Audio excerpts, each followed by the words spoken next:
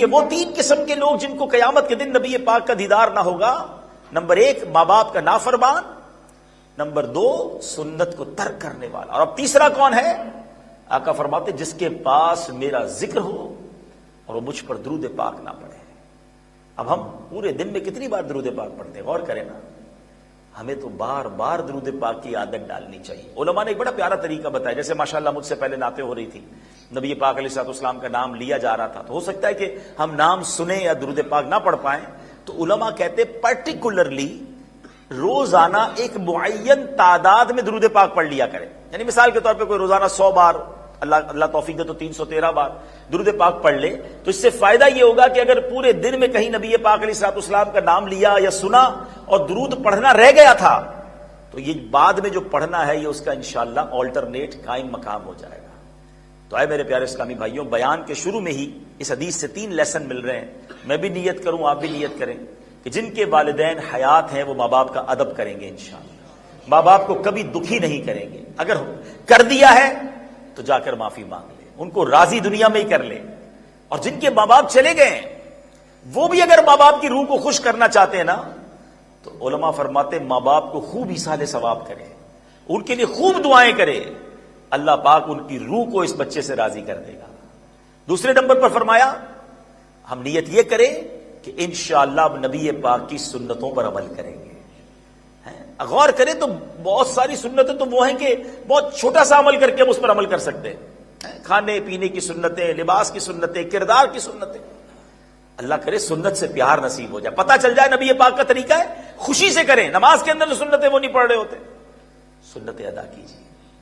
اور تیسرے نمبر پر درود پاک کی کثرت کیجیے. اللہ مجھے بھی توفیق عطا فرمائے، آپ کو بھی نصیب فرمائے. محبت کے ساتھ با آواز بلند درود پاک پڑھ لیں. صلو علی الحبیب صلی اللہ تعالی علی محمد صلی اللہ علیہ وسلم.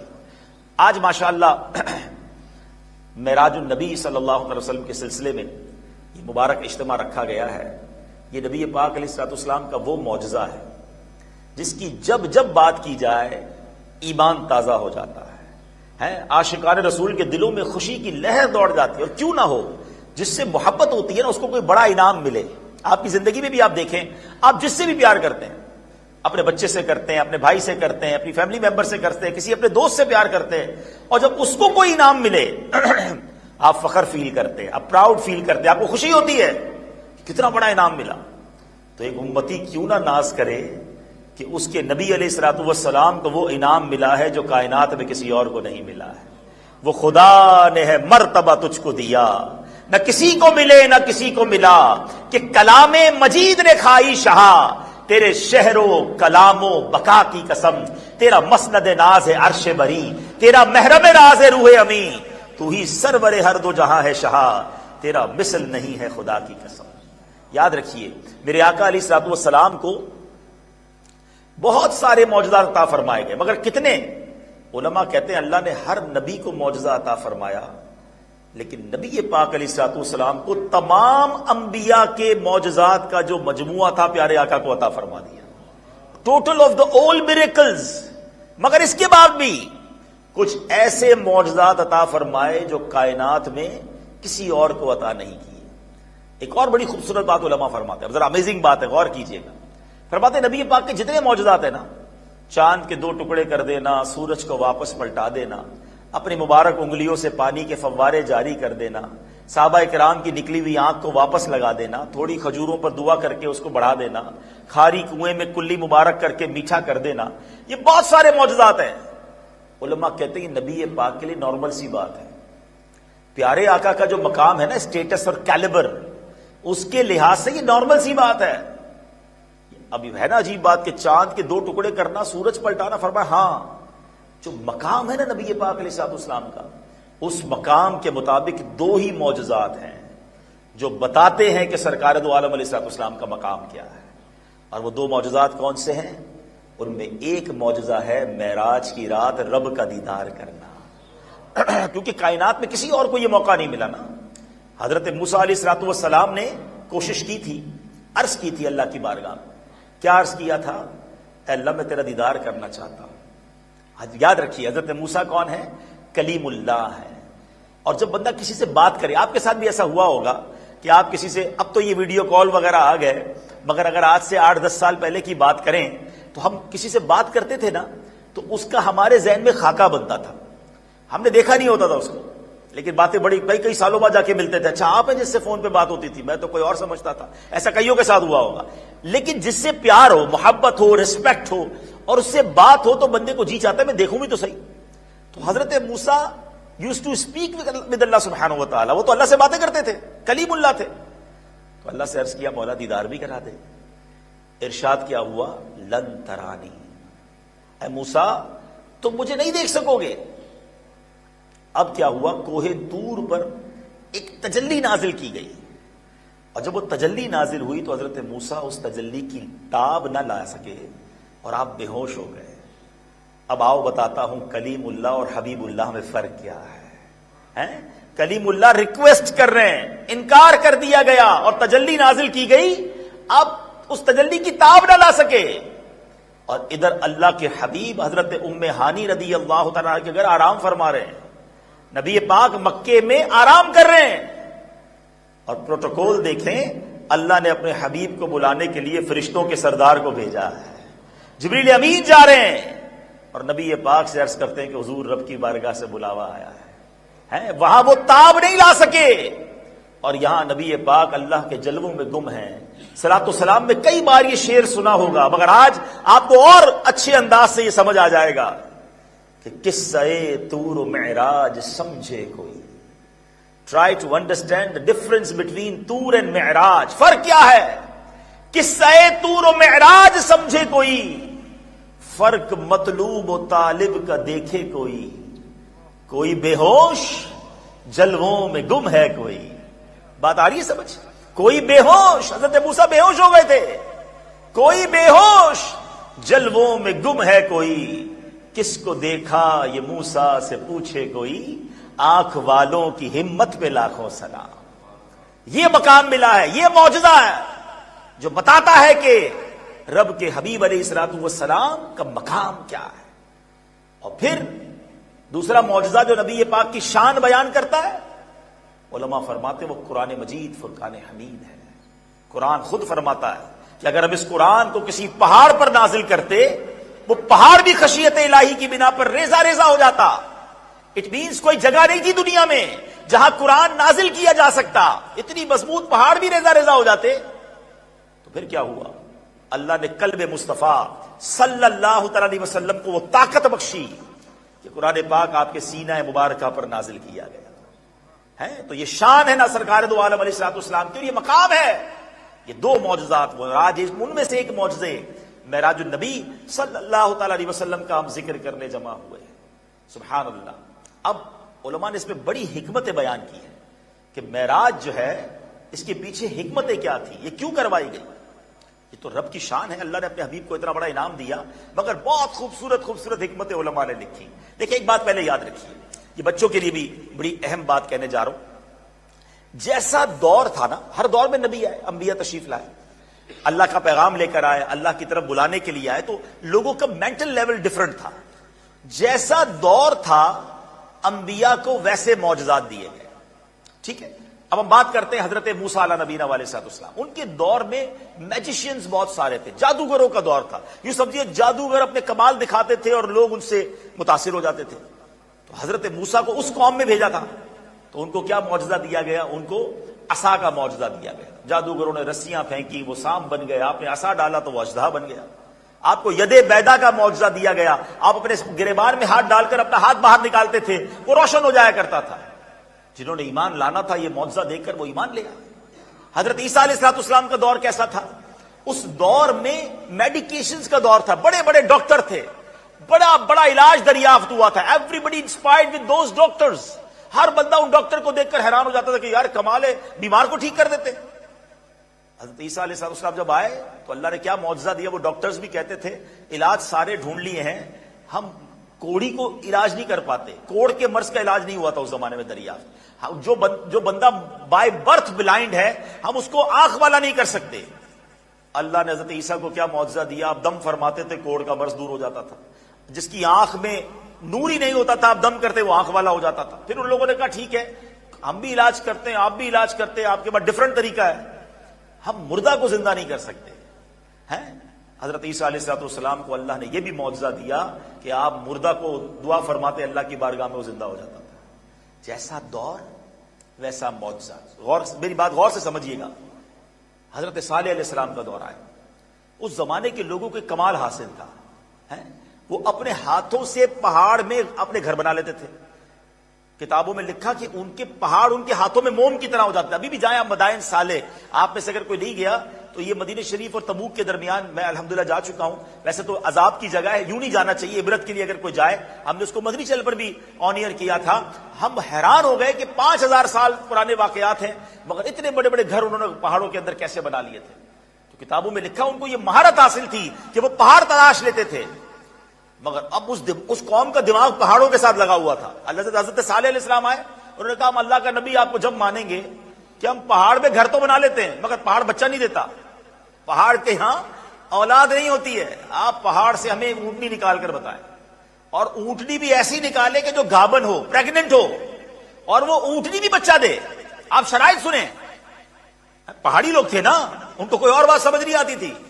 اللہ اکبر، اللہ نے حضرت صالح علیہ السلام کو وہ معجزہ عطا فرمایا کہ آپ نے اشارہ فرمایا، دعا فرمائی، پہاڑ شک ہوا، اونٹنی باہر نکلتی، اونٹنی بچہ بھی دیتی ہے۔ جس نے ایمان لانا تھا ایمان لائے، جو نہیں لائے وہ عذاب میں گرفتار ہوئے۔ بٹ مائی ٹاپک از جیسا دور ویسا معجزہ، ٹھیک ہے؟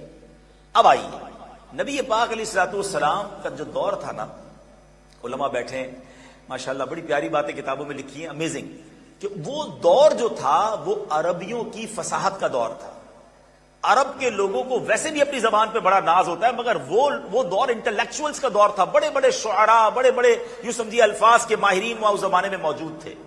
یعنی آپ حیران ہوں گے سن کر کہ تلواروں سے لڑائی کے ساتھ ساتھ اس زمانے میں اشعار سے بھی لڑائی ہوتی تھی۔ دونوں طرف کی فوج سے باقاعدہ اشعار بیان کیے جاتے تھے، اور لڑائی اس سے ہو رہی ہے۔ اتنے ماہر تھے وہ اپنی زبان پہ، بڑا ناز تھا ان کو۔ ان کے ناز کا اندازہ اس بات سے لگائیے کہ چلے ایک سوال کر لیتا ہوں، دیکھیں اوسلو والوں کی جنرل نالج کیا ہے۔ جو لوگ عرب میں رہتے ہیں اس کو کیا کہتے ہیں؟ ذرا بلند آواز سے بتائیں۔ عربی۔ جو عربی نہیں ہے اس کو کیا کہتے ہیں؟ کیا کہتے ہیں؟ اجمی۔ کیا بات ہے، آپ کو پتا ہے اجمی کا معنی کیا ہے؟ کتنے شوق سے آپ نے اور بتا دیا کہ ہم اجمی ہیں۔ عرب کے لوگوں، اجمی کہتے ہیں گونگے کو، یعنی عرب کے لوگوں کا یہ ماننا ہے کہ بولنا صرف عربیوں کو آتا ہے، باقی تو دنیا گونگی ہے، ان کو بولنا، اور ہم خود کہہ رہے ہیں اجمی ہیں، ٹھیک ہے نا؟ تو یہ آپ کو اندازہ ہونا چاہیے۔ اور واقعی اگر آپ پڑھیں عربی لینگویج کو، اٹ از موسٹ سینسٹیو اور موسٹ ڈیپ لینگویج۔ اتنی زیادہ فصاحت و بلاغت دنیا کی کسی زبان میں نہیں ہے، ایک ایک چیز کے کئی کئی نام ہیں۔ اب ایسے دور میں نبی پاک نے آنا تھا، ذرا سمجھیے گا بات۔ کیسے دور میں آنا ہے؟ جب اس قوم کے اندر، ویسے جہالت سے بھری ہوئی قوم تھی، اندھیروں میں ڈوبی ہوئی قوم ہے، لیکن ان سے بات کرنی ہے اور ان کو اپنی فصاحت پر ناز ہے۔ اور کمال دیکھیں، میرے آقا نے کسی استاد سے پڑھا نہیں ہے، کسی مدرسے میں گئے نہیں ہیں، کوئی ٹیچر نہیں تھا دنیا میں نبی پاک کا۔ آپ کا ایک صفاتی نام امی بھی ہے، اور سبحان اللہ اس کا مطلب کیا ہے کہ آپ دنیا میں کسی سے نہیں پڑھے ہیں بلکہ ساری دنیا کو پڑھانے آئے۔ اللہ نے پڑھایا نا، اللہ نے وہ علم عطا فرمایا۔ اب کیا ہوا؟ نبی پاک نے گفتگو شروع کی، وہ حیران ہو گئے، وہ شاکڈ ہو گئے، کیونکہ نبی پاک نے صلی اللہ علیہ وسلم انہی کے درمیان بڑے ہوئے تھے نا، گروتھ تو پیارے آقا کی مکہ مکرمہ میں ہوئی تھی، مگر وہ کہتے تھے کسی ٹیچر کے پاس نہیں گئے، کسی مدرسے میں نہیں گئے، کوئی استاد نہیں ہے ان کا، مگر یہ الفاظ کہاں سے آئے؟ اور الفاظ کی فصاحت کا عالم کیا تھا؟ پوچھو بریلی کے تاجدار سے، وہ کہتے ہیں آقا تیرے آگے یوں ہیں دبے لچھے۔ فصحاء عرب کے بڑے بڑے انٹلیکچوئل بیٹھتے تھے، مگر جب نبی پاک گفتگو فرماتے وہ شاکڈ ہو جاتے، وہ حیران ہو جاتے، وہ دم بخود رہ جاتے۔ تیرے آگے یوں ہے دبے لچے، فصحاء عرب کے بڑے، کوئی جانے منہ میں زباں نہیں بلکہ جسم میں جان نہیں، میں نثار تیرے کلام پر ملی یوں تو کس کو زباں نہیں، وہ سخن ہے جس میں سخن نہ ہو، وہ بیاں ہے جس کا بیان نہیں۔ اچھا، اس دور کے لوگوں کو تو چلو یہ نبی پاک کا معجزہ جواب الکلم بنایا اللہ نے، ایک ایک لفظ کمال کا، مگر اب نبی پاک کا دور تو یہ بھی ہے نا، جیسا دور ویسے معجزے ہیں نا۔ اب تو پوری دنیا میں نبی پاک سبحان اللہ 2 کروڑ 2 ارب سے زیادہ مسلمان ہیں، اور قیامت تک نبی پاک کا دور ہے، آپ آخری نبی ہیں، آپ کے بعد کسی اور نبی نے نہیں آنا. تو ہو سکتا ہے آج تو سائنس ٹیکنالوجی کا، آرٹیفیشل انٹیلیجنس کا دور ہے، انٹرنیٹ کا دور ہے. آج کے زمانے کا کوئی بندہ کھڑا ہوتا اور کہتا جناب ٹھیک ہے، ہر دور کے لوگوں کا جواب اللہ پاک نے انبیاء کرام کو دیا معجزات کی صورت میں. آج کی سائنس کی ٹیکنالوجی کا جواب کیا ہے نبی پاک علیہ الصلوۃ والسلام کی سیرت میں؟ پہلے تو اونٹوں اور گھوڑوں پہ سفر ہوتا تھا نا، پھر جہاز بنے، پھر سپر سونک ایئر کرافٹ بن گئے. اب جناب پتہ نہیں سیٹلائٹ سے جہاز سنایا جائیں گے کچھ عرصے کے بعد کہ ہم یورپ سے پاکستان جانا ہوگا تو 20 منٹ میں پہنچ جائیں گے، اور ایسی ایسی باتیں ہو رہی ہیں. اور واقعی ٹیکنالوجی تیزی سے ترقی کر رہی ہے، آج نہیں تو 50 سال بعد ایسا ہو جائے گا. ہو سکتا ہے کہ اس دور کا کوئی بندہ کہے کہ جناب آج کے دور میں اتنی ٹیکنالوجی، ویڈیو کانفرنس، کوئی تار نہیں ریکوائرڈ. ہم وہ قوم ہیں اس وقت جو 40+ ایج کے اس وقت لوگ ہیں نا، یہ دنیا کی آخری وہ قوم ہے، یا ہم دنیا کی وہ لاسٹ جنریشن ہے جنہوں نے انٹرنیٹ سے پہلے کا زمانہ بھی دیکھا ہے، انٹرنیٹ کے بعد کا زمانہ بھی دیکھا ہے.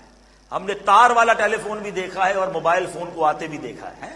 اس کے بعد ہو سکتا ہے آج سے 100 سال بعد لوگ یہ باتیں کریں گے کہ یہ انٹرنیٹ سے پہلے لوگ جیتے کیسے تھے. اور جناب یہ بغیر تار والا بھی کوئی فون ہوتا تھا. اور بہت ساری چیزیں چینج ہوئی ہیں. ٹائم میرا یہ نہیں، ورنہ یہ پوری ڈیبیٹ ہے کہ ہم نے دنیا کو جو 40 ایئرس کے اس وقت لوگ سے پلس ہیں، ہم نے اس پوری دنیا کے اندر ایک بہت ہی بڑا ریولوشن آتے دیکھا ہے. اور آگے سائنس اور ٹیکنالوجی کہاں چلی جائے گی. مگر دیر از اے کوشچن کہ آپ جناب یہ کہتے ہیں کہ ہر دور کے لوگوں کی سائیکی اور لوگوں کے جناب ان کے جتنا بھی ان کے پاس عبور حاصل تھا، اللہ نے اپنے نبیوں کو معجزہ عطا فرمایا. تو سبحان اللہ، کیا سائنس کے جواب میں کوئی نبی پاک کا معجزہ ہے؟ تو پھر سبحان اللہ معراج کا معجزہ پڑھیں تو سمجھ آتی ہے کہ اللہ نے اپنے حبیب کو یہ سفر کروایا تو کس رفتار سے سفر کروایا ہے. نبی پاک کتنا سفر کیا؟ آپ رات کے تھوڑے سے حصے میں، وہ تھوڑا حصہ کتنا بتاتا ہوں میں آپ کو، لیکن نبی پاک کہاں کہاں گئے؟ آپ مکہ مکرمہ سے بیت المقدس گئے. اس زمانے میں یہ سفر 1 مہینے کا سفر تھا. یاد رہے جو ٹریول تھا نا گھوڑوں یا اونٹوں کا، کہ اس زمانے میں تو ایئرکرافٹ نہیں تھے، 1 مہینے کا سمجھ لیں ٹریول تھا. بیت المقدس پہنچے، بیت المقدس میں انبیاء کی امامت فرمائی، پھر پہلے آسمان، پھر دوسرے آسمان، اس طرح کرتے کرتے 7 آسمان، پھر سدرۃ المنتہا، اور پھر لامکاں اللہ کی بارگاہ میں پہنچے.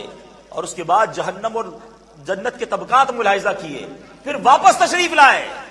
یہ سارا ٹریول ہو گیا، مگر میرے آقا جاتے جاتے وضو کر کے گئے تھے. حدیث کی کتابوں کے الفاظ ہیں جب آقا واپس لائے تو واپس تشریف لائے تو وضو کا پانی ابھی بہ رہا تھا. جس بستر کو چھوڑ کر گئے تھے وہ بستر ابھی گرم تھا. سردیوں کے دن ہیں، کبھی پریکٹس کیجئے گا کہ آپ بستر سے کھڑے ہوتے تھوڑی دیر بستر گرم رہتا ہے، مگر شاید چند سیکنڈز کے بعد، مشکل سے 1 منٹ بھی نہیں لگتا، اس بستر کے اوپر جو جسم کی گرمی ہے وہ ختم ہو جاتی ہے. اور سنو، اس زمانے میں دروازوں پر کنڈی ہوا کرتی تھی. میرے آقا جب سفر پر گئے دروازہ کھول کر تو کنڈی ہل رہی تھی. کتابوں میں لکھا نبی پاک واپس آئے اس وقت بھی کنڈی ہل رہی ہے. اچھا لاجیکلی تو بڑا مشکل ہے یہ سمجھنا کہ اتنا لمبا سفر، جو حدیث کی کتابوں میں پہلے آسمان، دوسرے آسمان، تیسرے آسمان کا ڈسٹینس لکھا ہے نا، اس حساب سے یہ سینکڑوں سال کا سفر تھا. It was the journey of hundreds of years. اور یہ سیکنڈوں میں واپس آ گئے، یہ کیسے پاسبل ہے؟ اللہ اکبر. عشق کی زبان میں جواب دے دوں، آپ سب کے ہاتھ میں گھڑی ہوگی، کبھی گھڑی کا سیل نکال لیں تو کیا ہوگا؟ گھڑی رک جائے گی. تھوڑی دیر بعد سیل واپس لگائیں تو پھر کیا ہوگا؟ ٹک ٹک ٹک کر کے گھڑی چلنا شروع ہو جائے گی. جواب یہ ہے کہ میرے آقا اس پورے عالم کی جان ہے. جان ہی چلی گئی تھی نا، جان چلی گئی اللہ کی بارگاہ میں، دنیا رکی ہوئی تھی. نبی پاک تشریف لائے، دنیا نے پھر چلنا شروع کر دیا. یہی بات تو اعلیٰ حضرت لکھتے ہیں نا کہ کیا فرماتے ہیں؟ آقا فرماتے ہیں وہ جو نہ تھے تو کچھ نہ تھا. اعلیٰ حضرت کہتے ہیں وہ جو نہ تھے تو کچھ نہ تھا، وہ جو نہ ہو تو کچھ نہ ہو، کیونکہ جان ہے وہ جہان کی، جان ہے تو جہان ہے.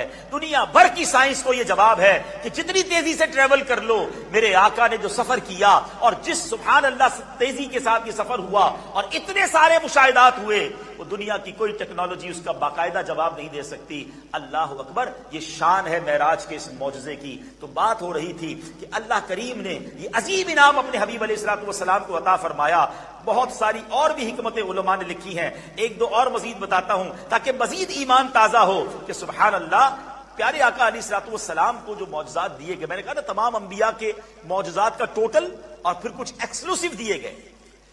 نبی پاک علیہ الصلوۃ والسلام کے معجزات اپنی جگہ، کچھ انبیاء کو بہت کمال کے معجزات میں۔ حضرت موسیٰ علیہ الصلوۃ والسلام اللہ سے کلام کرتے تھے، حضرت عیسیٰ کو چوتھے آسمان پر بلایا گیا تھا، حضرت ادریس جنت میں بلائے گئے تھے۔ اللہ اکبر، نبی پاک کو جب معراج کرائی گئی تو سبحان اللہ کلام بھی ہوا، دیدار بھی ہوا، ساتوں آسمان بلکہ سدرۃ المنتہی لامکان تک پہنچے، اور سبحان اللہ جنت کی بھی سیر کروائی گئی تو پتا چلا کہ نبی پاک کو تمام انبیاء سے اعلیٰ اور عرفہ مقام دیا گیا۔ اعلیٰ حضرت لکھتے ہیں طور پر کوئی چرخ پہ، کوئی عرش سے پار، طور پر کوئی چرخ پہ، یہ عرش سے پار، سارے بالاؤں پہ بالا رہی، بالائی یہ دوست۔ تو اللہ نے اپنے حبیب علیہ الصلوۃ والسلام کو یہ مقام دیا۔ اب ایک اور بڑی کمال کی بات، ہم کلمہ پڑھتے ہیں اشہد ان لا الہ الا اللہ واشہد ان محمدا عبدہ ورسولہ۔ یاد رہے اشہد ان لا الہ الا اللہ، یہ کلمہ تمام نبیوں نے پڑھوایا، یہ گواہی تمام نبیوں نے دی اور دلوائی، پڑھائی، مگر جناب دیکھا تو نبیوں نے بھی نہیں تھا۔ گواہی کی تکمیل کب ہوتی ہے؟ میں گواہی دیتا ہوں کہ اللہ ایک ہے، کسی نے تو دیکھا ہو۔ گواہی کی تکمیل کب ہوگی کہ بھئی کوئی دیکھ کر کہے کہ میں نے دیکھا ہے۔ تو جماعت انبیاء میں کوئی تو ایسی شخصیت ہو جو جا کر دیکھے کہ رب کی بارگاہ میں اللہ کا دیدار کر کے آئے۔ تو سبحان اللہ، نبی پاک کو بلا کر رب کا دیدار کروا کر، علماء فرماتے ہیں گواہی کی تکمیل ہوئی ہے کہ جناب رسول اللہ صلی اللہ تعالی علیہ وسلم نے فرمایا کہ ہاں میں نے رب کا دیدار کیا ہے۔ تو سبحان اللہ، یہ گواہی کی تکمیل کے لیے معراج کروائی گئی، اور علماء یہ بھی فرماتے ہیں کہ یہ ختم نبوت کی بھی دلیل ہے کہ سبحان اللہ، نبی پاک علیہ الصلوۃ والسلام کو بلوا کر اللہ کا دیدار کروا کر یہ ختم جو ہے وہ یہ گواہی کی تکمیل کی گئی کہ اللہ کے آخری نبی علیہ الصلوۃ والسلام تشریف لائے۔ اسی طرح ایک اور حکمت، قرآن کہتا ہے ان اللہ اشتری من المؤمنین انفسهم واموالهم بِأَنَّ لَهُمُ الْجَنَّةِ۔ کیا ترجمہ ہے؟ بے شک اللہ نے مسلمانوں سے ان کے مال اور جان خرید لیے اس بدلے پر کہ ان کے لیے جنت ہے۔ ٹھیک ہے، اب ذرا سمجھیے گا، تین چیزیں ہوتی ہیں نا، بائر ہوتا ہے، سیلر ہوتا ہے، اور مبی ہوتا ہے، یعنی گڈز ہوتے ہیں۔ کیا بیچا گیا؟ بیچا کیا جا رہا ہے؟ جان۔ بیچنے والا کون ہے؟ مسلمان۔ خریدار کون ہے؟ رب۔ اور اس کے بدلے ملے گا کیا؟ جنت۔ یہ چار چیزیں ہیں، مگر یہ سودا کروانے والا کون ہے؟ سودا کروانے والا تو نبی پاک علیہ السلام۔ ہمارا اور اللہ کے درمیان واسطہ کون ہے؟ ہمیں ہے تیرے صدقے میں آقا سارے جہاں کو دین ملا، ان کے صدقے میں ملا نا ایمان، اللہ کی پہچان ملی۔ تو یہ ڈیل ہو رہی ہے، تمام مسلمان اپنی جان اللہ کی بارگاہ میں پیش کر رہے ہیں، اللہ اس کے بدلے جنت کا وعدہ کر رہا ہے۔ مگر جو ڈیل کروا رہا ہے، جو یہ سودا کروا رہا ہے، وہ عظیم ہستی نبی پاک علیہ السلام ہیں۔ تو علماء فرماتے ہیں کہ سودے کے وکیل نبی پاک ہیں۔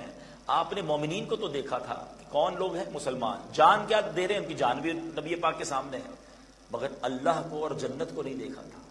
تو اللہ نے اس سودے کے جو عوض تھا یعنی جنت، وہ بھی نبی پاک کو معراج کی رات دکھایا اور اپنا دیدار بھی کروایا تاکہ یہ ڈیل کمپلیٹ ہو جائے، اور نبی پاک آ کر بتائیں کہ میں نے تمہیں جو جنت ملنی ہے وہ بھی دیکھ لی ہے۔ اے مسلمانوں، اپنی جان رب کے نام پر قربان کر دو۔ اللہ نے قرآن میں فرمایا کہ اللہ خریدار ہے مومنین کی جانوں کا جنت کے بدلے۔ اللہ اکبر۔ تو معراج اس لیے کروائی گئی۔ اب ایک لطیف پہلو اور پھر معراج کے میسج کی طرف آتے ہیں، ورنہ معراج ایک ایسا موضوع ہے میں ساری رات بیان کرتا جاؤں، اس کے اتنے لطیف پہلو ہیں، اتنے خوبصورت واقعات ہیں کہ ایمان تازہ ہو جاتا ہے۔ علماء نے ایک بڑی پیاری جو ہے وہ اس کی حکمت بیان کی، درۃ الناصحین کتاب میں یہ حکمت موجود ہے کہ فرماتے ہیں کہ زمین و آسمان کے درمیان مکالمہ ہوا، ایک ڈیبیٹ ہوئی کہ کون افضل ہے۔ تو آسمان نے فخر کرتے ہوا کہا کہ میں تم سے افضل ہوں، اس لیے کہ اللہ تعالیٰ نے شہروں، زمین نے کہا کہ میں افضل ہوں کہ اللہ تعالیٰ نے مجھے شہروں، دریاؤں، نہروں، درختوں، پہاڑوں جیسی چیزوں سے مجھے زینت دی ہے۔ آسمان نے کہا میں تجھ سے بہتر ہوں، میرے پاس سورج ہے، چاند ہے، ستارے ہیں، عرش و کرسی جنت مجھ میں ہے۔ زمین نے کہا ٹھیک ہے، پھر مجھ میں کعبہ ہے، مجھ میں کعبہ ہے جس کی زیارت و طواف انبیاء، مرسلین، عام مومنین کرتے ہیں۔ آسمان نے جواب دیا کہ مجھ پر بیت المعمور ہے، کعبے کے اوپر 7ویں آسمان پر ایک اور کعبہ ہے جس کو بیت المعمور کہتے ہیں، جس کا فرشتے طواف کرتے ہیں۔ تو آسمان نے کہا مجھ پر بیت المعمور ہے، اس کا طواف ملائکہ اور فرشتے کرتے ہیں، اور مجھ میں جنت ہے جو تمام انبیاء مرسلین تمام اولیاء و صالحین کا مقدس روحوں کا ٹھکانہ ہے۔ اب زمین نے جواب جو دیا نا، فائنل جواب دے دیا کہ سن، میرے آقا علیہ الصلوۃ والسلام جناب خاتم النبیین علیہ الصلوۃ والسلام مجھ پر موجود ہیں، جن کے سبب یہ کائنات بنائی گئی ہے، مجھی پر انہوں نے شریعت جاری فرمائی ہے۔ اب آسمان کے پاس جواب نہیں تھا، وجہ تخلیق کائنات، ریزن آف دا اول کریشن زمین پہ جلوہ فرما تھے۔ علماء کہتے پھر آسمان نے اللہ کی بارگاہ میں عرض کی کہ اے اللہ، کوئی پھیرا نبی پاک کا آسمانوں کی طرف بھی ہو جائے، اے اللہ کچھ قدم نبی پاک کے اس طرف بھی آ جائیں تاکہ مجھے بھی یہ شرف ملے اور میں بھی کہہ سکوں کہ میرے مولا مجھ پر نبی پاک کی جلوہ گری ہوئی ہے۔ اللہ اکبر، سبحان اللہ، اللہ کریم نے اس کی دعا قبول کی اور نبی پاک کو معراج کروائی گئی۔ وہ سرورے کشورے رسالت جو عرش پر جلوہ گر ہوئے تھے، نئے نرالے طرب کے ساواں عرب کے مہمان کے لیے تھے۔ نبی پاک علیہ الصلوۃ والسلام کے سفر کی بڑی مقدس سواریاں حدیث کی کتابوں میں موجود ہیں کہ پیارے آقا نے جو ٹریول کیا، آج لوگ کہتے ہیں جناب بڑی گاڑی میں، بڑی لینڈ کروزر میں، بڑے جناب مہنگے مہنگے طیاروں میں لوگ سفر کرتے ہیں۔ سنو، رب نے اپنے حبیب کو جب یہ سفر کروایا تو سواریاں کون سی تھیں؟ سبحان اللہ، تفسیر روح المعانی میں ہے کہ نبی پاک علیہ الصلوۃ والسلام جو ہے جب سفر کی طرف جاتے ہیں تو 5 سواریوں پر سفر فرمایا۔ مکے سے بیت المقدس تک براق پر سفر کیا، جنت سے سواری لائی گئی ہے کوئی دنیا کی سواری ایسی؟ جنت سے یہ سواری لائی گئی، براق پر سفر کیا۔ بیت المقدس سے آسمان اول تک نور کی سیڑھیوں پر سفر فرمایا، آسمان اول سے 7ویں آسمان تک فرشتوں کے بازوؤں پر نبی پاک نے سفر فرمایا، 7ویں آسمان سے سدرۃ المنتہا تک جبریل امین کے بازوؤں پر سفر فرمایا۔ اب سدرۃ المنتہا سے وہاں جانا ہے جہاں مکان بھی ختم، جہاں جناب اس کی جہت بھی ختم ہو جاتی ہے، وہ لا مکان ہے۔ سدرۃ المنتہا پر جا کر جبریل امین عرض کرتے ہیں حضور اب میں آگے نہیں جا سکتا، میری یہیں تک حضور رسائی ہے، آگے جاؤں گا تو میرے پر جل جائیں گے۔ اللہ اکبر، اب آگے کون جاتا ہے؟ جناب رسول اللہ صلی اللہ تعالی علیہ وسلم کو اللہ نے یہ مقام عطا فرمایا کہ نبی پاک اگلا سفر فرماتے ہیں اور پھر کعبہ قوسین تک رف پر یہ سواری ہوتی ہے۔ اب یہ کیسی سواری ہے یہ اللہ جانے، اس کے بتانے سے اس کے حبیب علیہ الصلوۃ والسلام جانے۔ بہرحال یہ سفر ہوا، نبی پاک اور اللہ کریم کے درمیان جو گفتگو اور جو راز و نیاز اور جو رحمتوں کی بارش ہوئی وہ رب جانے اور اس کی عطا سے اس کے حبیب علیہ الصلوۃ والسلام جانے۔ مگر میرے پیارے اسلامی بھائیوں، اب ایک وسوسے کی کاٹ کہ جناب جب بھی معراج کا ذکر کریں آپ، خاص طور پہ شب معراج آنے والی ہوتی ہے، اب تو سوشل میڈیا کا زمانہ ہے، پہلے جلسوں میں لوگ گفتگو کرتے تھے، اب یہ کلپ وائرل ہونا شروع ہو جاتے ہیں کہ جناب ٹھیک ہے معراج تو ہوئی تھی، کیونکہ اس کا تو انکار کر نہیں سکتے، قرآن میں اس کا ذکر موجود ہے، ٹھیک ہے نا، لیکن وہ خواب میں ہوئی تھی، وہ جناب ایک روحانی سفر تھا، نبی پاک نے جسمانی طور پر یہ سفر نہیں کیا۔ مجھے تو یہ سمجھ نہیں آتا کہ جب نبی پاک علیہ الصلوۃ والسلام کی شان بیان کرنے کا وقت آتا ہے، بیچارے کچھ لوگ وہ ہیں جن کا کام ہی یہ ہوتا ہے کہ کسی طرح اس میں کوئی کمی کر لیں، ان کو شرم نہیں آتی کہ اللہ نے ہمارے حبیب علیہ الصلوۃ والسلام کو ایسا مقام دیا ہے، ارے ہمارا کام تو خوش ہونا چاہیے۔ چلے آج میں ہمیشہ کے لیے اگر بڑی غور سے میری بات سمجھ لیں گے، میں لاجیکلی پروف کر دوں گا، آئندہ انشاءاللہ آپ کے دماغ میں دل میں کوئی وسوسہ نہیں ڈال سکے گا۔ مجھے ایک بات بتائیے، یہ واقعہ حدیث کی کتابوں میں موجود ہے کہ یہ واقعہ یہ واقعہ کئی کتابوں میں موجود ہے کہ جب یہ صبح ہوئی نا 27 رجب کی صبح، نبی پاک رات معراج کے سفر سے واپس آ گئے، تو پیارے آقا علیہ الصلوۃ والسلام نے اپنے صحابہ کرام اور اہلیان مکہ کے سامنے ڈکلیئر کیا کہ میں رات بیت المقدس سے ہو کر آیا ہوں اور میں نے آسمانوں کی بھی سیر کی ہے، جنت اور دوزخ کے طبقات بھی ملاحظہ کیے۔ تو اہل ایمان تو بڑے خوش ہوئے کہ نبی پاک کو اتنا بڑا انعام مل گیا، مگر ابو جہل بھی وہاں موجود تھا، اس کو تو موقع مل گیا، کہتے واقعی آپ یہ کہہ رہے ہیں کہ آپ رات کے تھوڑے حصے میں بیت المقدس ہو کر آ گئے؟ کیونکہ بیت المقدس تو یعنی ایسا ہے، میں آپ کو آج کی زبان میں سمجھاؤں کہ کوئی اسلامی بھائی عشاء کی نماز میں مسجد میں آپ سے ملاقات کرے اور فجر میں آ کر بتائے اسی مسجد میں کہ میں رات امریکہ ہو کر آیا ہوں، حالانکہ آج کل جہاز کا دور ہے، لیکن آپ کہیں یار یہ راتوں رات تو امریکہ سے ہو کے نہیں آ سکتا ہے، کم از کم کچھ نہیں تو 8-10 گھنٹے کی تو فلائٹ ناروے سے بھی ہوگی امریکہ کی، اور واپس بھی آ گیا ایئرپورٹ وغیرہ سارے معاملات نپٹا کے، عشاء ساتھ پڑھی تھی، فجر بھی ساتھ پڑھ رہا ہے۔ تو ابو جہل جو تھا وہ لاجیکلی دیکھ رہا تھا کہ یہ پاسبل ہی نہیں ہے، معاذ اللہ، اس کو تو معجزے کہاں سمجھ آتا، ایمان ہی نہیں تھا، اس نے تھوڑی پنجابی کہتے رولا ڈال دیا، کہتا اچھا میں ایک نبی پاک علیہ الصلوۃ والسلام سے عرض کرتا ہے کہ کیا میں اور لوگوں کو جمع کر دوں، آپ ان کے سامنے بھی کہہ دیں گے؟ نبی پاک نے فرمایا ٹھیک ہے میں ان کے سامنے بھی بیان کر دوں گا۔ اور لوگوں کو اس نے جمع کیا، دیکھو یہ اللہ کے نبی جو اپنے آپ کو کہتے ہیں کیسی بات کر رہے ہیں، اور وہاں شور مچا دیا اس نے، معاذ اللہ بہت بد کلامی کی۔ اچھا اسی دوران لوگوں نے کہا آج موقع اچھا ہے، ان کے جو سب سے قریبی دوست ہیں نا اور بڑے بزنس مین بھی تھے، حضرت ابوبکر صدیق رضی اللہ عنہ بہت بڑے خاندان کے اور بڑے شرفاء میں سے امیر لوگوں میں مانے جاتے تھے، تو کہا آج ابوبکر کو جو ہے ان سے دور کر دیتے ہیں۔ کچھ لوگ پہنچ گئے سیدنا ابوبکر صدیق رضی اللہ عنہ کے گھر پر اور جا کر دروازہ کھٹکھٹایا۔ سیدنا ابوبکر صدیق نے دروازہ کھولا، اہلیان مکہ جو کفار تھے وہ کہے اے ابوبکر معلوم ہے تمہارے نبی کیا کہتے ہیں؟ کیا فرماتے ہیں؟ کہ وہ کہتے ہیں کہ رات کے تھوڑے حصے میں بیت المقدس سے ہو کر آئے، آسمانوں کی سیر کر کے آئے۔ سیدنا صدیق اکبر نے کہا بتاؤ کیا واقعی میرے نبی ایسا کہتے ہیں؟ ہو سکتا ہے اس زمانے کے لوگوں نے سوچا ہو، لگتا ہے کچھ فرق آ رہا ہے سوچ میں، کچھ کنفیوژن ہو رہی ہے۔ کہا ہاں ایسا ہی کہتے ہیں۔ سنو صدیق اکبر نے کیا جواب دیا، فرماتے میرے نبی فرماتے ہیں تو حق فرماتے ہیں۔ وہ لوگ حیران ہو کے کہتے ہیں ابوبکر کیسے تصدیق کرتے ہو، یہ کیسے پاسبل ہے؟ سنو کیا ایمان والا جواب دیا سیدنا صدیق اکبر نے۔ آپ فرماتے میں تو اس سے بڑی بڑی باتوں کی تصدیق کرتا ہوں۔ وہ فرماتے اللہ ایک ہے، میں نے اللہ کو دیکھا نہیں، میں مانتا ہوں۔ وہ کہتے جناب جبریل امین آتے ہیں وحی لے کر، میں نے جبریل کو آتے نہیں دیکھا، میں انہیں مانتا ہوں۔ ارے جب میں آسمانی خبروں پر ایمان لایا ہوں تو اگر وہی نبی کہتے ہیں کہ میں رات کے تھوڑے حصے میں بیت المقدس سے ہو کر آیا ہوں تو میں کیوں نہ مانوں؟ اب میں جو جواب آپ کو دینا چاہ رہا ہوں جو آپ کے تمام وسوسوں کو دور کر دے گا، میرا ایک سوال ہے۔ یہ جو ہنگامہ ہوا، جو حدیث کی کتابوں میں لکھا، ابو جہل نے جناب بہت زیادہ شور مچایا۔ اگر نبی پاک کا یہ دعویٰ تھا کہ میں خواب میں بیت المقدس سے ہو کر آیا ہوں تو جھگڑا بنتا ہے؟ وہی نمازی جو میں کہہ رہا تھا عشاء میں کہہ رہا ہے اور فجر میں آ کے پھر امام صاحب کو کہہ رہا ہے کہ میں امریکہ ہو کر آیا ہوں، تو کنفیوژن بنتی تھی۔ مگر وہی نمازی آ کر کہ امام صاحب رات کو امریکہ خواب میں گیا تھا، تو امام صاحب کیا کہیں گے، بیٹا ہم ساری رات کو گھوم رہے ہوتے ہیں، کوئی ایسی بات نہیں، کوئی نارمل سی بات ہے۔ خواب میں تو ساری لوگ پتہ نہیں کدھر کدھر جا رہے ہوتے ہیں، دو چار اور ملک بھی ملا لیتا، خواب میں ہی سفر کر رہا تھا، تو کوئی جھگڑا بنتا ہے خواب میں؟ یہ جھگڑا بتا رہا ہے۔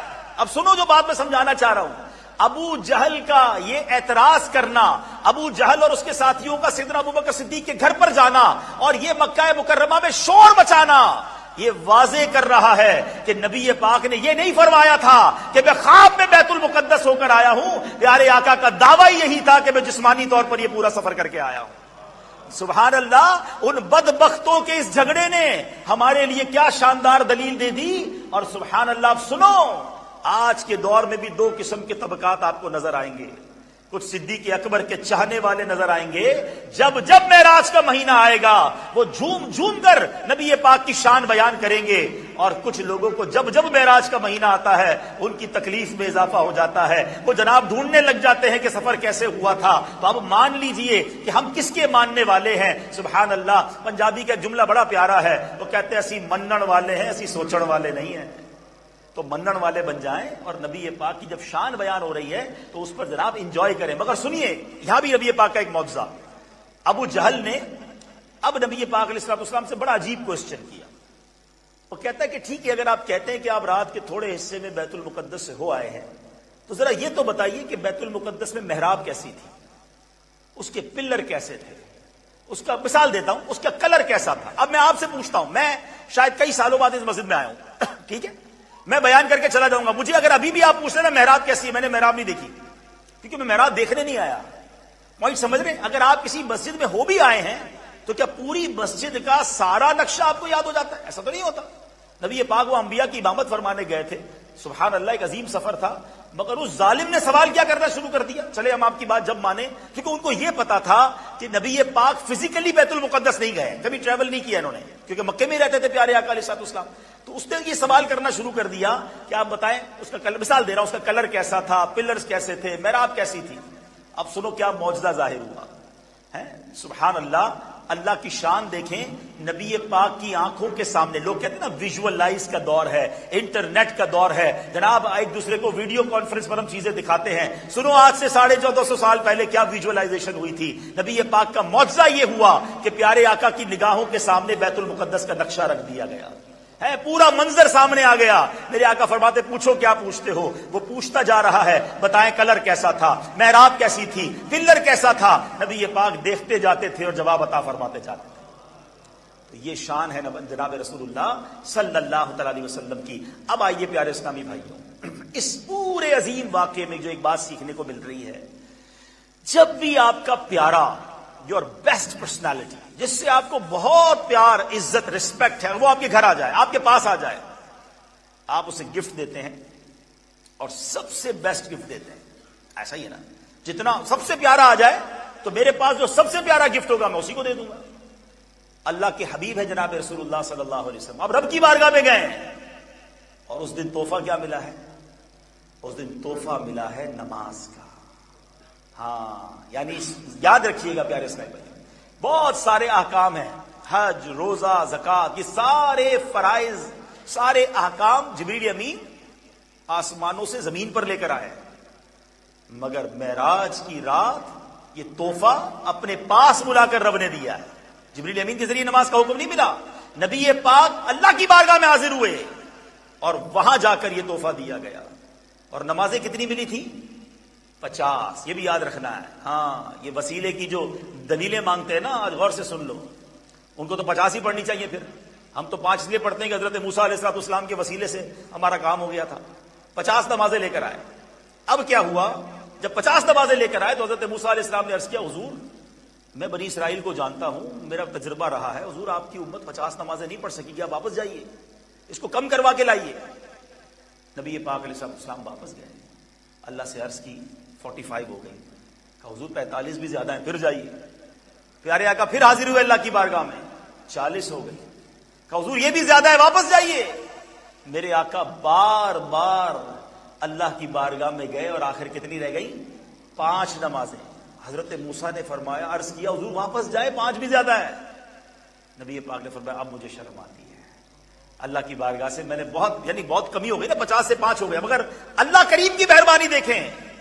رب کریم کی بارگاہ سے ارشاد ہوتا ہے، لا تبدیل لکلمات اللہ، اے میرے حبیب ہمارے الفاظ بدلتے نہیں، تیری امت نمازیں 5 پڑھے گی، ثواب 50 نمازوں کا دیا جائے گا.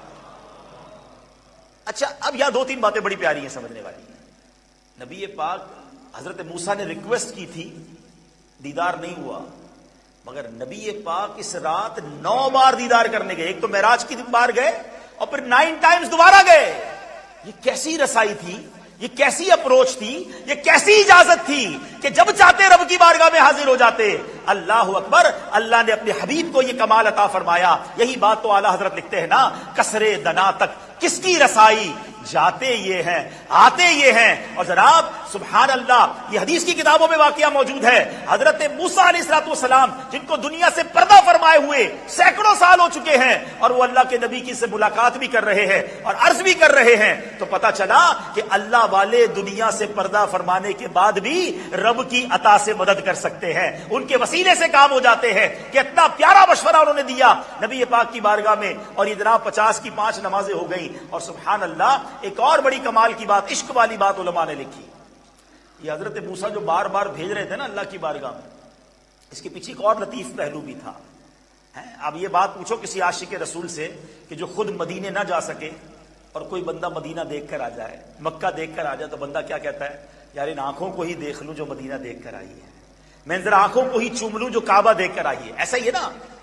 حضرت موسیٰ اللہ کا دیدار نہیں کر سکے تھے، نبی پاک دیدار کر کے آئے تو حضرت موسیٰ نبی پاک کی آنکھوں کو دیکھ رہے ہیں. کہتے حضور دوبارہ جائیے نا، ایک اور دیدار کر کے آئیے، نمازیں بھی کم کروا کے آئیے، رب کا دیدار بھی کر کے آئیے. واپس آئے تو نبی پاک کی پھر آنکھوں کو چوموں گا، پھر ان کا دیدار کروں گا. اللہ اکبر. حضرت موسیٰ ان آنکھوں کا دیدار کرتے رہے اور میرے مصطفیٰ کریم علیہ السلام اپنے رب کا دیدار کرتے رہے. ٹھیک ہے، تو یہ بات بھی پتا چل گئی. اب ایک اور عشق والی بات کہ جناب حضرت موسیٰ کو بھی تمنا تھی دیدار کی، نبی پاک نے دیدار کیا. ہم بھی تو اللہ کے بندے ہیں نا، دیکھا نہیں اللہ کو، مگر تمنا تو کر سکتے ہیں کہ کیسی رب کی شان ہوگی، میرے رب کا جلوہ کیسا ہوگا. میں گناہگار اس قابل تو نہیں، مگر کیا میرے نصیب میں بھی رب کا دیدار ہے. سچ بتاؤں، نبی پاک علیہ السلام خود تو دیدار کر آئے، مگر ہم گناہگاروں کا ایک کام بھی کرائے.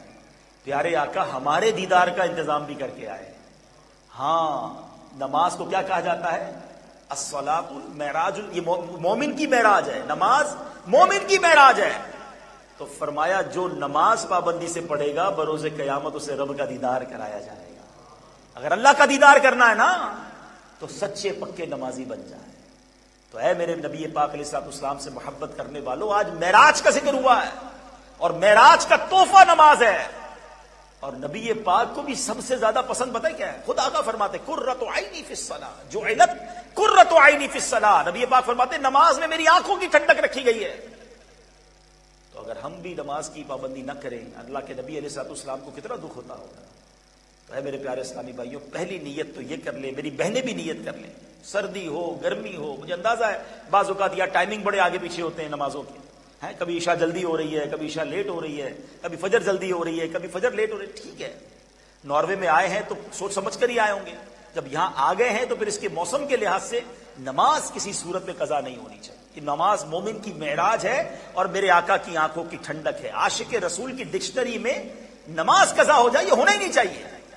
تو نیت کر لیں انشاءاللہ کہ آج کے بعد ہماری کوئی نماز قضا نہیں ہوگی انشاءاللہ۔ اور جو نماز نہیں پڑھتے، ہاں اب میں اپنے بیان کو اینڈ کر رہا ہوں، میری بہنیں اور تمام اسلامی بھائی اور جو مجھے لائیو سن رہے ہیں وہ بھی غور سے سنیں کہ جو نماز نہیں پڑھتے نا وہ ذرا غور کر لیں کہ نماز نہ پڑھنے والے پر نبی پاک علیہ الصلوۃ والسلام نے معراج کی رات جب جنت کے طبقات بھی دیکھے نا تو جہنم میں ہونے والے عذابات بھی ملاحظہ فرمائے۔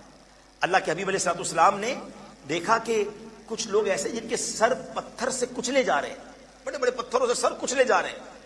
نبی پاک نے فرمایا کہ تھوڑی دیر میں سر پھر ٹھیک ہو جاتا تھا، پھر کچلا جاتا تو پھر ٹھیک ہو جاتا۔ تو ارشاد فرمایا جبریل یہ کون ہیں؟ عرض کی حضور یہ وہ لوگ ہیں کہ ان کے سر نماز سے بوجھل یعنی بھاری ہو جاتے، یعنی یہ فرض نماز چھوڑ دیتے تھے۔ آج کسی کو کہو نماز پڑھو، بس یار آج طبیعت ٹھیک نہیں، ارے بھائی نماز کیوں نہیں پڑھتے؟ بس اگلے ہفتے سے پڑھ لو، نماز کا ٹائم بھی ہو رہا کہ چلیں آپ چلیں، بس میں آتا ہوں پیچھے۔ نماز کا سن کر سر بوجھل ہو جاتا ہے۔ یہ عذاب دیکھا ہے نبی پاک نے، کیا آپ امیجن کر سکتے، برداشت کر سکیں گے؟ سر پہ چھوٹی سی چوٹ لگ جائے تو جان نکل جاتی ہے، اور یہ عذاب مسلسل ہوگا۔ حدیثوں میں یہ الفاظ ملتا ہے کہ بے نمازی کو قبر ایسے دبائے گی، نبی پاک نے اپنی دونوں انگلیاں ملا کر بتایا کہ اس کی پسلیاں ٹوٹ پھوٹ کر ایک دوسرے پہ پیوست ہو جائے گی۔ کبھی عید کے دنوں میں کوئی پہلوان آدمی ذرا زور سے گلے میں مل لے، چیخ نکل جاتی ہے، لیکن قبر جو ہے وہ دبا دے گی، کچل دے گی۔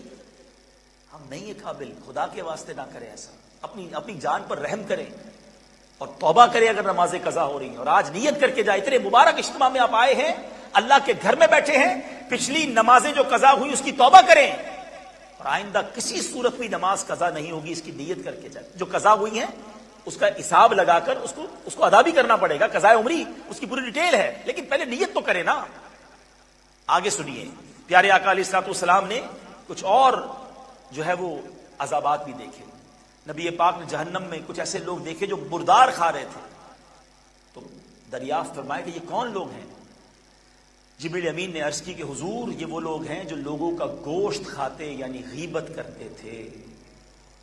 اب اس میں میرے بھائی بھی اور بالخصوص میری بہنیں، اسلامی بہنوں میں یہ بڑی وبا ہے، مردوں میں بھی ہے جس کے اندر ہے کہ دوسرے کی غیبت کرنا، دوسرے کے عیب بیان کرنا، پیٹھ پیچھے برائی کرنا۔ خدا کے واسطے یہ نہ کریں، یہ ایسی گندی بیماری ہے۔ غیبت کرنے والا ایسا ہے جیسے اپنے بھائی کا مردار کا گوشت کھا رہا ہے، یا اپنی نیکیاں اس کے اکاؤنٹ میں ڈال رہا ہے۔ یعنی کتنی عجیب بات ہے، میں کسی کی غیبت کروں اور اپنی نیکیاں اس کے اکاؤنٹ میں ڈال دوں، اس کا کچھ نہیں جا رہا، آپ اپنا نیکیاں ڈال رہے ہیں اس کے اکاؤنٹ میں۔ پہلی نیکیاں کم ہیں اور غیبت کر کر کے دوسروں کے اکاؤنٹ میں ڈال رہے ہیں، کیوں کرنی ہے کسی کی برائی؟ آپ نے عذاب سن لیا کہ وہ وہاں بھی مردار کھا رہے ہوں گے۔ نبی پاک علیہ الصلوۃ والسلام نے دیکھا کہ ایک آدمی نہر میں تیرتے ہوئے پتھر نگل رہا ہے، تو پوچھا کہ یہ کون ہے؟ تو فرمایا یہ سود خور ہے۔ آج برا حال ہے مسلمانوں کا، سود کا کاروبار کر رہے ہیں، انٹرسٹ پر کام کر رہے ہیں، سوچتے بھی نہیں ہیں۔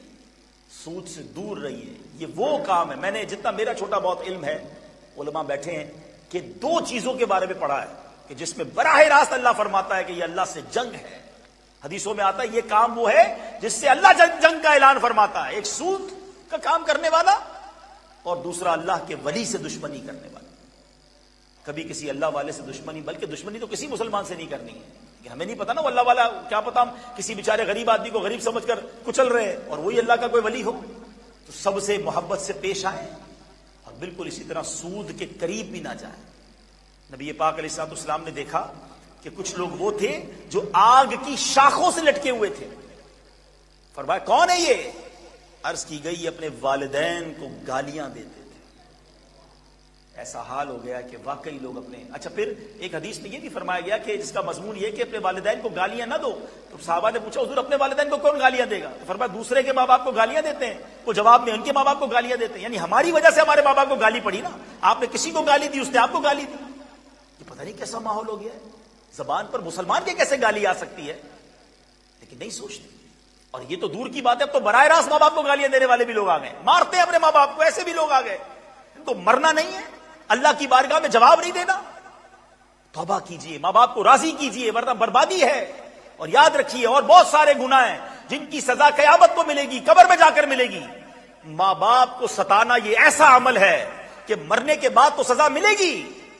دنیا میں اپنی اولاد میں بھی بندہ دیکھتا ہے. جو اپنے ماں باپ کا ادب کرتا ہے وہ دنیا میں دیکھتا ہے اس کے بچے اس کے ادب کرتے ہیں. جو اپنے ماں باپ کو ستاتا ہے وہ اپنی اولاد کے ذریعے دکھ اٹھاتا ہے. تو کبھی اپنے ماں باپ کو نہ ستائیں، ان کا دل نہ دکھائیں. نبی پاک نے ایسا بھی دیکھا کہ جن کے ہونٹ، کچھ لوگ تھے جن کے ہونٹ اونٹوں کی طرح، کیملز کی طرح بڑے بڑے تھے. ان پر ایسے افراد مقرر تھے جو ان کے ہونٹ پکڑ کر بڑے بڑے پتھر ان کے منہ میں ڈالتے تھے، جو پھر ان کے نیچے سے نکل جاتے تھے. دریافت کرنے پر بتایا گیا کہ حضور یہ وہ لوگ ہیں جو یتیموں کا مال ظلمن کھا جاتے ہیں. چند باتیں میں نے بتائی، ورنہ کافی سارے مشاہدات ہیں. تو اے میرے پیارے اسلامی بھائی، ہم رسول اللہ کے جنت، رسول اللہ کی جنت تو نبی پاک کے غلاموں کے لیے بنائی گئی ہے. ان عذابات سے ہمیں کیا کرنا ہے؟ ایسی زندگی نہ گزاریں. اللہ نے اللہ کے حبیب علیہ السلام کے غلاموں کے لیے ایک شاندار جنت بنائی ہے، تو اس جنت میں جانے کی تیاری کریں نا. تو آئیے آج اس مبارک اجتماع میں یہ نیت کریں انشاءاللہ کہ آج کے بعد، جس کی نیت بنتی ہے وہ ہاتھ اٹھائے کہ آج کے بعد ہماری کوئی نماز قضا نہیں ہوگی انشاءاللہ. اللہ سے دعا کرتے ہیں کہ اللہ تو ہمیں نماز کی پابندی کی توفیق عطا فرما. اور پھر جنت کی تیاری میں ایک اور خوبصورت تیاری کیا ہے کہ اپنے مال کے ذریعے اللہ کی راہ میں ایسا خرچ کیا جائے جو جنت کے لیے یوں سمجھے کہ جنت کے خزانوں میں جمع ہو جائے. اور ایک اور خوبصورت کیا زبردست کام ہے. میں اگر آپ سے پوچھوں جناب اپنا ایڈریس بتائیے، تو آپ میں سے کوئی اوسلو کا ایڈریس بتائے گا، کوئی جناب یہاں کے کسی قریبی شہر کا ایڈریس بتائے گا، ساتھ ساتھ شاید کھاریاں یا لالا موسا یا پنجاب کا بھی کوئی شہر بتا دے گا. پاکستان میں بھی ایک گھر ہے، ایک ناروے میں بھی گھر ہے. لیکن اگر میں آپ سے پوچھوں کہ کیا آپ کا جنت میں گھر ہے، اس کا ایڈریس ہے کوئی؟ آئیے میں آج آپ کو فارمولہ بتاتا ہوں کہ آپ کا جنت میں گھر کیسے بن سکتا ہے. میرے نبی علیہ الصلوۃ والسلام فرماتے ہیں، جس کا مضمون ہے جو اللہ کے لیے مسجد بناتا ہے اللہ اس کے لیے جنت میں گھر بناتا ہے. مبارک ہو ان لوگوں کو جنہوں نے مسجدیں بنائی، اس پہ حصہ ملایا. ماشاءاللہ کتنی خوبصورت مسجد ہے. ہو سکتا ہے اس کو بنانے والے آج دنیا میں نہ ہوں بہت سارے، مگر انشاءاللہ وہ آج جو یہ اجتماع ہو رہا ہے نا، اس کا ثواب بھی انہیں قبر میں مل رہا ہوگا. یہ ایسی نیکی ہے جو قیامت تک چلنے والی ہے. ہم سب نے دنیا سے چلے جانا ہے. یہ مساجد، یہ مدارس کی نیکی کے کام جاری رہتے ہیں.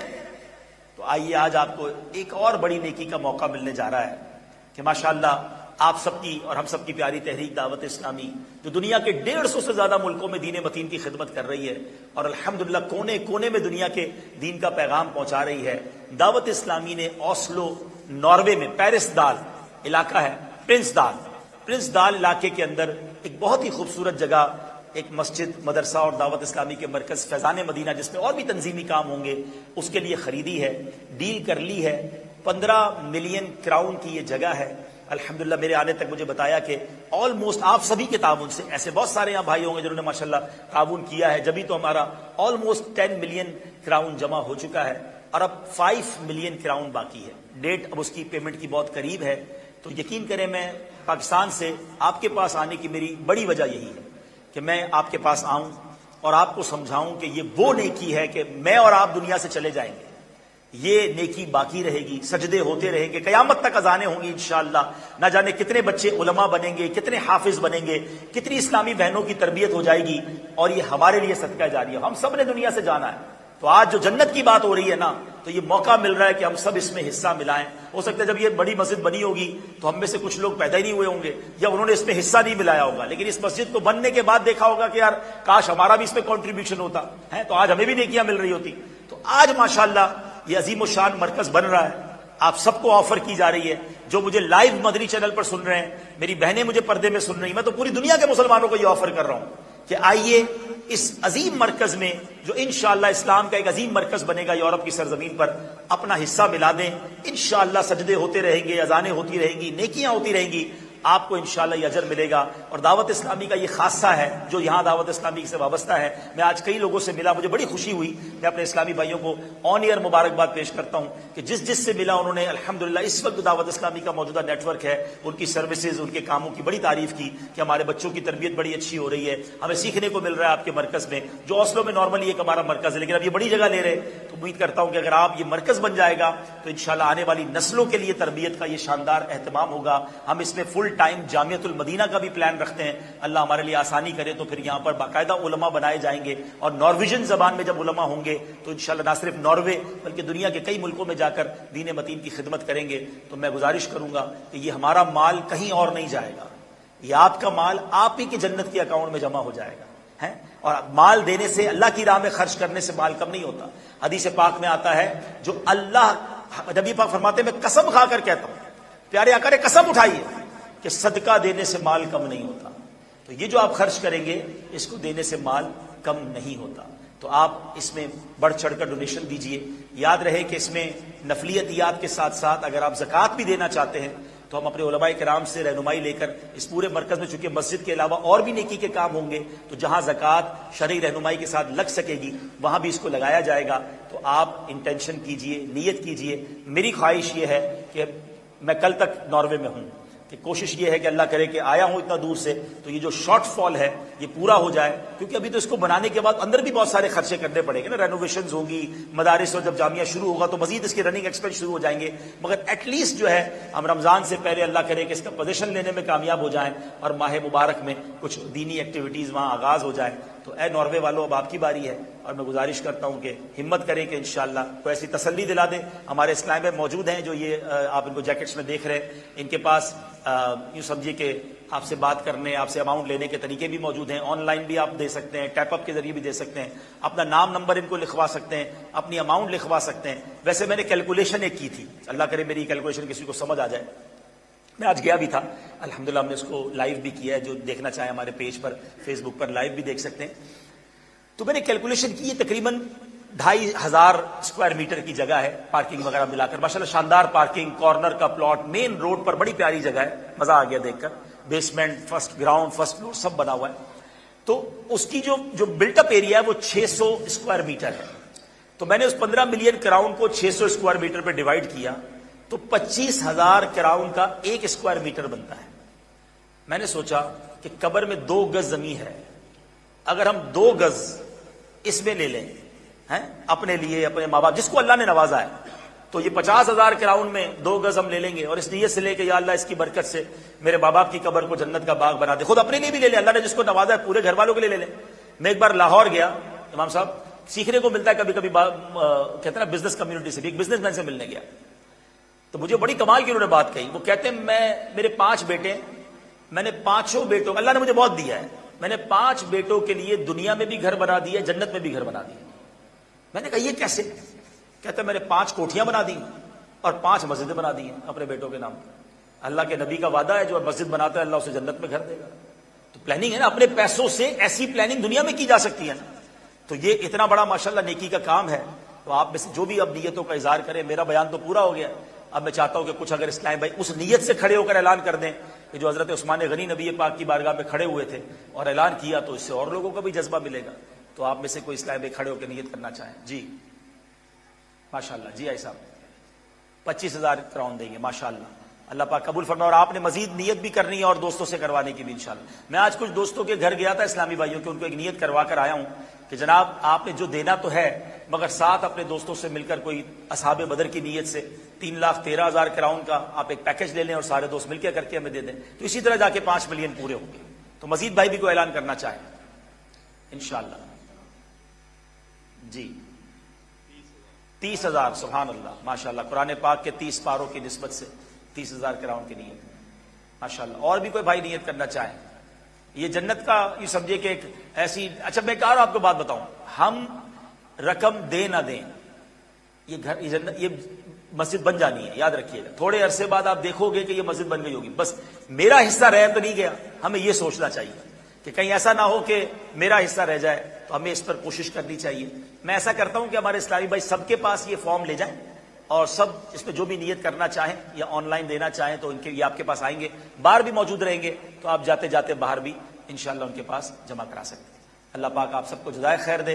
جتنے یہاں اسلام میں موجود ہیں، مجھے پتا ہے ناروے والوں کو اللہ نے بڑا نوازا ہے، آپ کے لیے 10 15 20 25 ہزار کراؤں کوئی بڑی چیز نہیں ہے، اور جیسا میں نے کہا کہ یہ آپ ہی کے اکاؤنٹ میں جمع ہو رہے ہیں، انشاءاللہ یہ صدقہ بھی ہوگا، آپ کے اوپر سے بلائیں بھی ٹالے گا، آپ کے مال میں برکت بھی لائے گا اور نیکیوں کا ذخیرہ بن جائے گا۔ تو میں امید کرتا ہوں کہ کوئی بھی اسلام میں ایسا نہیں ہوگا، کچھ ہوتے ہیں جو سب کے سامنے اعلان نہیں کرنا چاہ رہے ہوتے، تو آپ جاتے جاتے اپنا نام نمبر لکھا کر اپنی اماؤنٹ لکھوا کر یہ کر کے جائیں، اور کوشش پوری کریں ہمارا یہ ساتھ دیں کہ تاریخ آنے سے پہلے۔ مجھے کسی نے کہا ایک اسلامی بھائی نے کہ عبدالحبیب بھائی اگر ٹائم آ گیا نا تو ہم پیسے نہیں ہوں گے تو کسی سے قرضہ لے لیں گے۔ میں نے کہا نہیں، اللہ کے گھر پر قرضہ نہ کرنا ہے۔ کیا ناروے والے اتنے غریب ہو گئے ہیں کہ جناب ہم قرضہ لے کر اللہ کا گھر بنائیں گے؟ اپنے گھر پر تو قرضہ کسی کو اچھا نہیں لگتا، تو اللہ کے گھر پر کیوں ہو؟ تو سب اگر جتنے بیٹھے ہیں، ماشاءاللہ میری بہنیں، اللہ نے ہماری بہنوں کو بھی بہت نوازا ہوتا ہے، اپنے زیورات دے کر جنت کے زیورات خرید لیں بھائی، ہیں تو آپ یہ بھی نیت کر سکتی ہیں۔ تو ماشاءاللہ وہاں بھی امید ہے ہماری ذمہ دار اسلامی بہنیں موجود ہوں گی جو آپ سے رابطہ کر لیں گی۔ 5000 کا ماشاءاللہ نیت کی، آپ سب کے پاس جائیں، انشاءاللہ سبھی لکھوائیں گے۔ تو انشاءاللہ سب مل کے کریں تو یہ میں سمجھتا ہوں کہ اللہ نے چاہا تو یہ کام ہو جائے گا۔ اللہ آپ کو اس کی بہترین جزا عطا فرمائے۔ آخر میں مسجد کے امام صاحب، خطیب صاحب اور کمیٹی کے عاشقان رسول کا شکریہ ادا کروں گا کہ آپ نے اپنی مسجد میں ہمیں اتنا شاندار اجتماع کرنے کا موقع دیا۔ اللہ آپ کو بھی اس کی بہترین جزا عطا فرمائے، آمین بجاہ النبی نبی صلی اللہ تعالی علیہ وسلم۔ صلو علی الحبیب۔ ماشاءاللہ صلی اللہ تعالی علی محمد صلی اللہ علیہ وآلہ وسلم۔ میرے محترم اسلامی بھائیوں، ایک مسلمان کے لیے سب سے قیمتی چیز، اور علماء فرماتے ہیں کہ ایمان کی حفاظت کا ایک بہترین ذریعہ کسی پیر کامل کے ہاتھ میں ہاتھ دینا ہے۔ الحمدللہ شیخ طریقت امیر اہل سنت بانی دعوت اسلامی حضرت علامہ مولانا محمد الیاس ستار قادری صاحب دامت برکاتہم العالیہ قادری سلسلے میں مرید کرتے ہیں، اور قادری سلسلے کے پیشوا حضور غوث اعظم شیخ عبد القادر جیلانی الحسنی والحسینی رضی اللہ تعالیٰ عنہ ارشاد فرماتے ہیں کہ میرا کوئی مرید اس وقت تک نہیں مرے گا جب تک کہ وہ توبہ نہ کر لے۔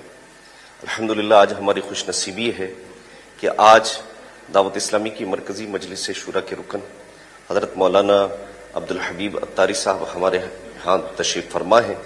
امیر اہل سنت نے ان کو اجازت عطا فرمائی ہوئی ہے کہ یہ امیر اہل سنت کے ذریعے سے حضور غوث پاک رضی اللہ تعالیٰ عنہ کا مرید کر سکتے ہیں۔ میں ان تمام اسلامی بھائیوں اور اسلامی بہنوں سے درخواست کروں گا جو ابھی تک کہیں کسی بھی سلسلے سے منسلک نہیں ہیں، اس موقع سے فائدہ اٹھائیے، اور الحمدللہ عز و جل قادری سلسلے میں مرید ہونا چاہیں تو جس طرح حاجی صاحب ارشاد فرمائیں گے ویسے آپ دہراتے جائیے۔ اسلامی بہنیں اپنی زنانہ آواز میں وہ بات کریں گی، اور جو اگر کہیں اور مرید ہیں تو وہ چاہیں تو بیت برکت بھی حاصل کر سکتے ہیں۔ وہ مرید اپنے پیر صاحب کے ہی رہیں گے، لیکن انشاءاللہ ان کو امیر اہل سنت کا فیض بھی حاصل ہو جائے گا۔ صلو علی الحبیب صلی اللہ تعالی علی محمد۔ وہ اسلامی بھائی جو مرید ہونا چاہیں جس طرح میں کہتا جاؤں دہراتے جائیں۔ بسم اللہ الرحمن الرحیم۔ الصلاۃ والسلام علیک یا رسول اللہ وعلی آلک واصحابک یا حبیب اللہ۔ لا الہ الا اللہ محمد الرسول اللہ صلی اللہ تعالی علیہ وسلم۔ توبہ کرتا ہوں میں اپنے تمام پچھلے گناہوں سے، اور وعدہ کرتا ہوں میں کہ آئندہ شریعت پر چلوں گا، بد مذہبوں اور برے لوگوں کی صحبت سے بچتا رہوں گا، نماز روزے کی پابندی کرتا رہوں گا، والدین کی نافرمانی، جھوٹ، غیبت، چغلی، وعدہ خلافی، گالی گلوچ، فلمیں ڈرامے، گانے باجے، بے پردگی وغیرہ وغیرہ گناہوں سے بچتا رہوں گا۔ اے اللہ میری اس توبہ کو قبول فرما اور مجھے میرے وعدے پر ثابت قدم رکھ، مرید ہوتا ہوں میں خاندان عالی شان قادریہ رضویہ عطاریہ میں نے اپنا ہاتھ آپ کے ذریعے سے شیخ طریقت امیر اہل سنت کے ہاتھ میں دیا، اور ان کے ذریعے سرکار بغداد حضور غوث پاک شیخ عبد القادر جیلانی رحمت اللہ تعالی علیہ کے ہاتھ میں دیا۔ اے اللہ مجھے جناب غوث اعظم کے مریدوں میں قبول فرما، اور کل قیامت میں غوث پاک کے سلسلے کی برکتیں نصیب فرما، آمین۔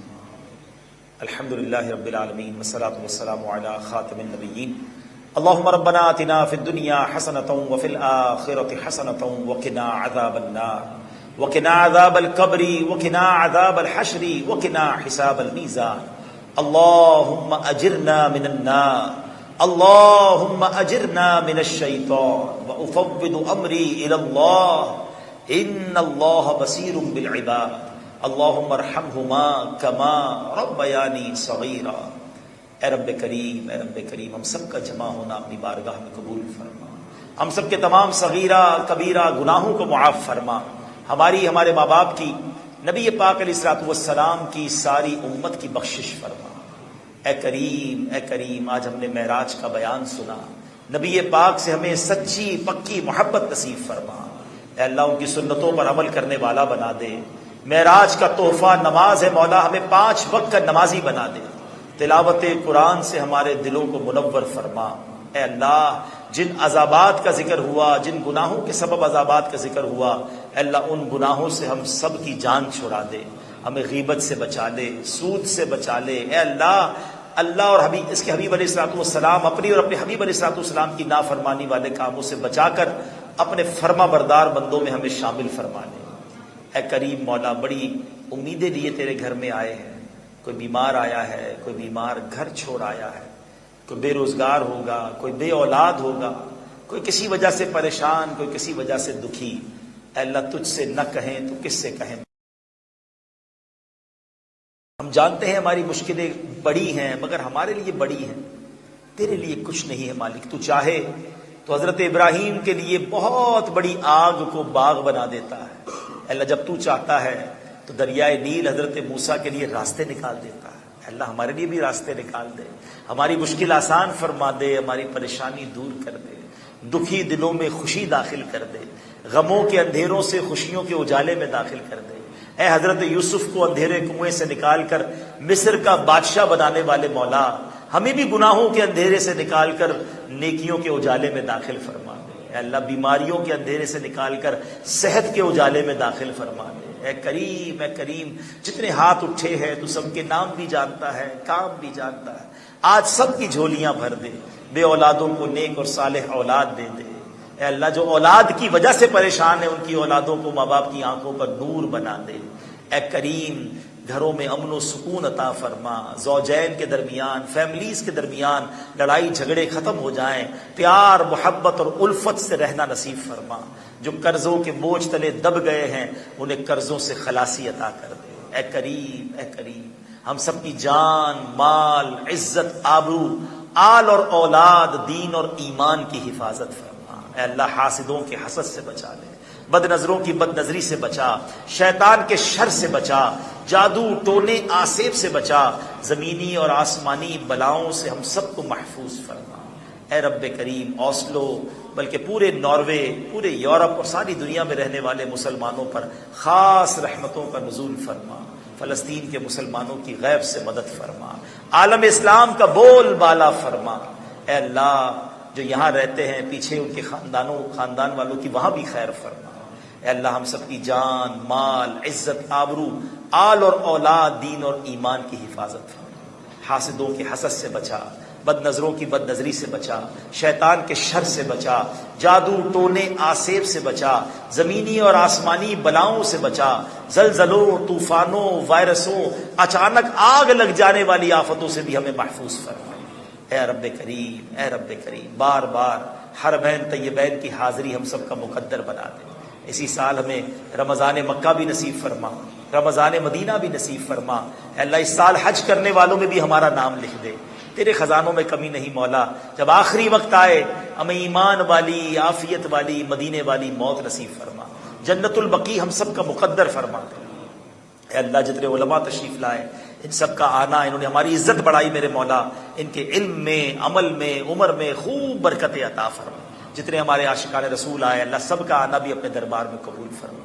اے رب کریم، اے رب کریم، جس نیک مقصد کے لیے ہم نے اعلان کیا، جو ہم کوشش کر رہے ہیں، تیرا گھر بنانا چاہتے ہیں مولا، دعوت اسلامی کے اس مرکز میں ہم سب کو بڑھ چڑھ کر حصہ ملانے کی توفیق عطا فرما، ہماری مدد فرما، ہمارے مددگار پیدا فرما، اور اے اللہ اس مرکز کو اسلام کا عظیم مرکز بنا دے، پورے یورپ بلکہ ساری دنیا میں یہاں سے اسلام کا نور پھیلنا شروع ہو جائے، سنتوں کی بہاریں آئیں، اور اللہ ہمیں اس پہ کردار ادا کرنے کی توفیق عطا فرما۔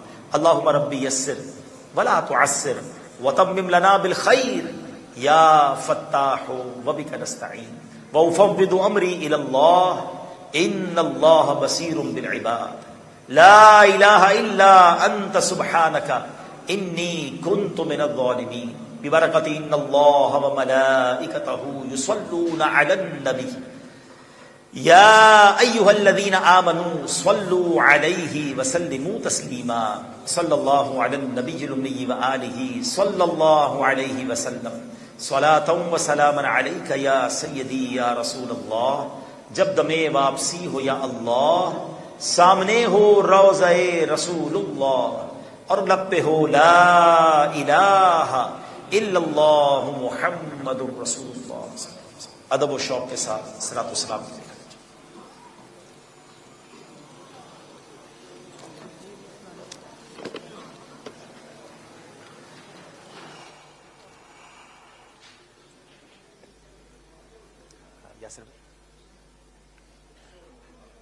اس پہ آ جائیے۔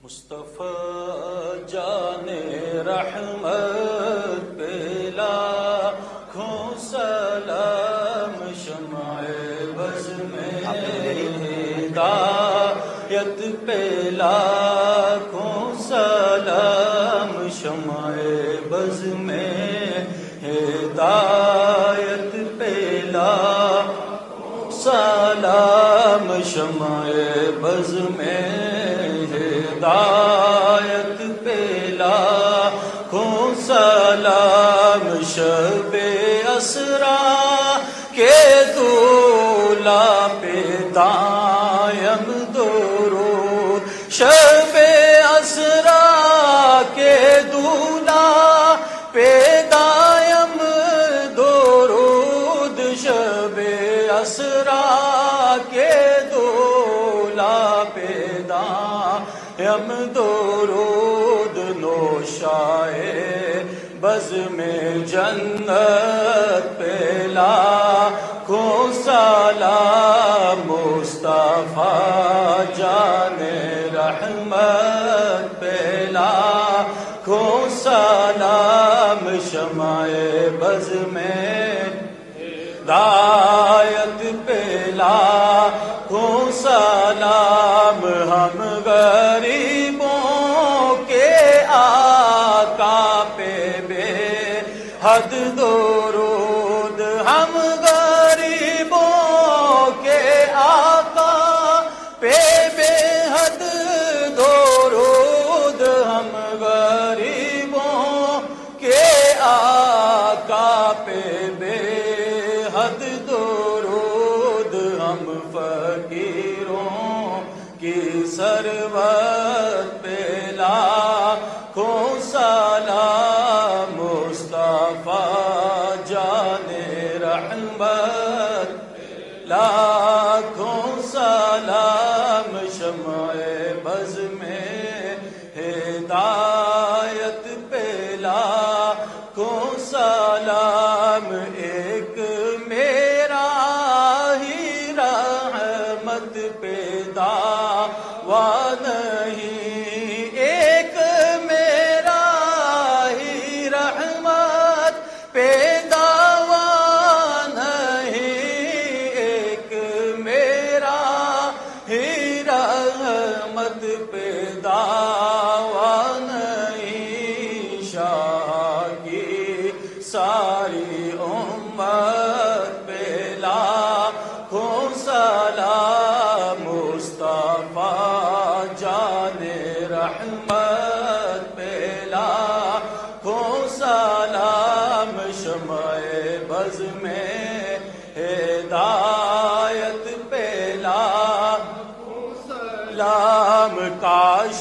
محشر میں جب ان کی آمد ہو اور بیجے سب ان کی شوکت پہ لاکھوں سلام، تو مجھ سے خدمت کے قدسی کہے ہاں رضا، مجھ سے خدمت کے قدسی کہے ہاں رضا، مصطفیٰ جان رحمت پہ لاکھوں سلام، شمع بز میں ہدایت پہ لاکھوں سلام، یا نبی سلام علیکہ۔